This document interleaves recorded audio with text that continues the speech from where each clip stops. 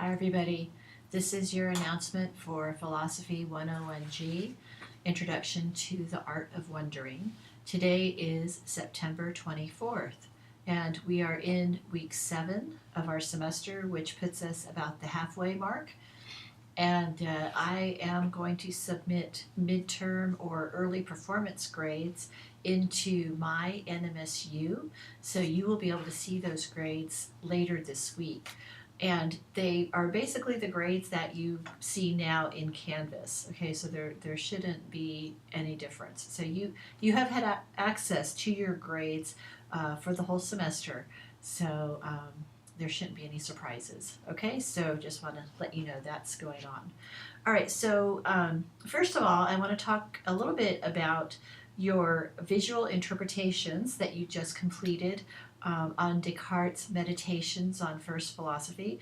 I went through and I opened all of the files because I wanted to make sure that I could open all of the files, and they all look great.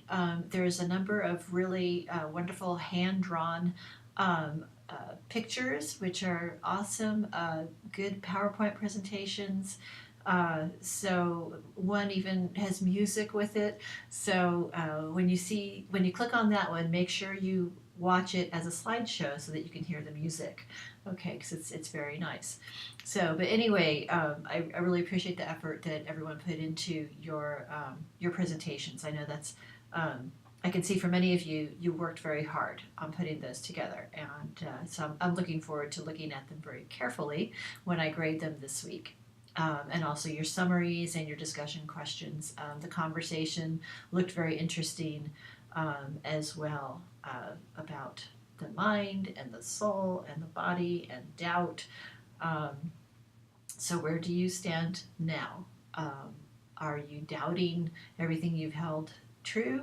And I know a couple of people were talking about how your history, that is your life, people in your life, shape your perceptions and shape what you believe to be true. And that's absolutely right. And that's all part of what Descartes doubted in his thought experiment in the Meditations. And also, I saw one question about, was Descartes a thorough thinker? The answer to that question is yes, he absolutely was a thorough thinker. He was actually a mathematician. And many philosophers were also mathematicians in those days. He has a number of texts on higher level math. One is on analytical geometry. Okay, so Descartes was actually a very precise and methodical thinker. And I think we see that reflected in the Meditations. Okay, so good job on that project. I will be grading those this week. All right, so today we move on. We move on to Module 2.3, and you're going to be considering Plato again. This is a piece that is from his book, The Republic, from book 7, and it's referred to often as the allegory of the cave. So for this module, you're required to watch a video, which is a little sort of cartoon explanation. It's very nice of this particular part of the text of the Republic. I also want you, requiring you to read that section from Plato's Republic, and there's a link that'll take you out to the text. All right, so the discussion, when you answer your discussion questions, your responses must be based on the video and the reading, okay, and just those.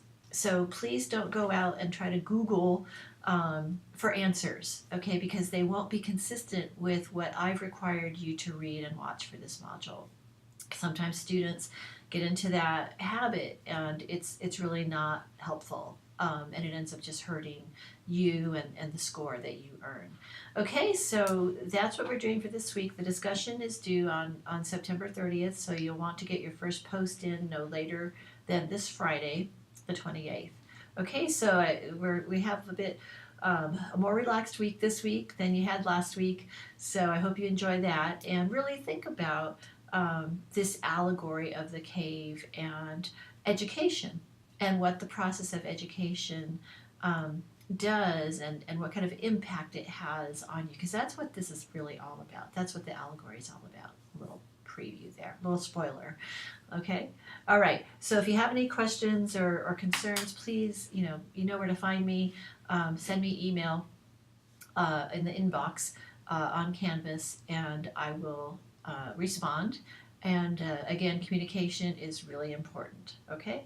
All right. Thank you very much for all your hard work. We continue on with the rest of our semester. I hope you all have a really good week. Thanks. See you next time.